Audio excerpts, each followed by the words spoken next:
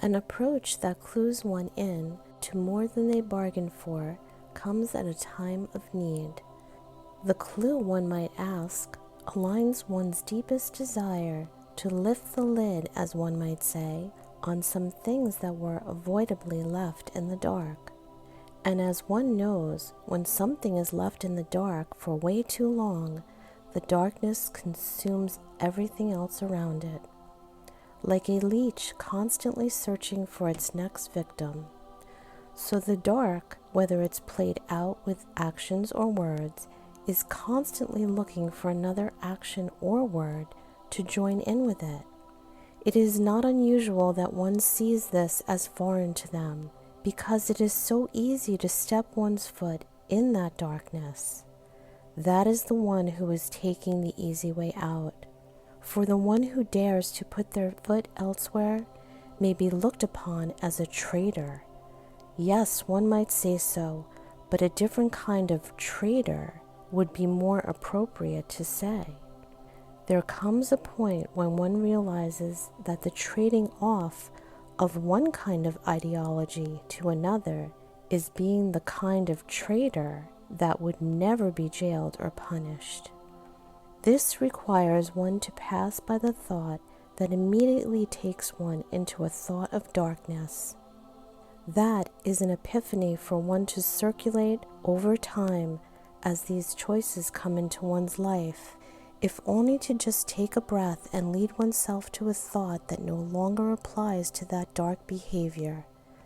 A lingering fixation would lessen over time. If one feels the need to identify with those dark thoughts, there must be a game changer involved. And what is meant by a game changer will frighten one at first, because their first thought was taught to not want a game to be changed, especially when the game is comforted by others going down the same trail of destruction. Where this game needs to end, as far as one's thoughts about it are concerned, is the question why. To propose the question why into one's mind, and letting the mind try to formulate a substantial need or request to be made. The answer may come as very surprising when it sounds like a made-up story as one listens in carefully. The story will sound like a rant of illogical justifications time and again.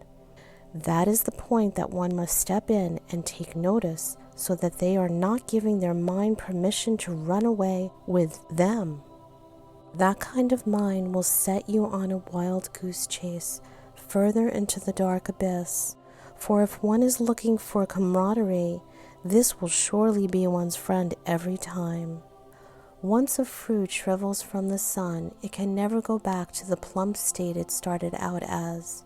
So this analogy professes that if one continues to take their words and actions towards the dark, their appearance will be lackluster and crippled within a society of ones who will not stand up for this any longer. Bravery is for one that will not allow the mind to take them anywhere else but to the garden of their soul, where the soul is blooming because of the light. Rip the mask off of one's eyes and make a stance of a pure tribute to one's own soul to master in this lifetime. We are longing for this day to come now.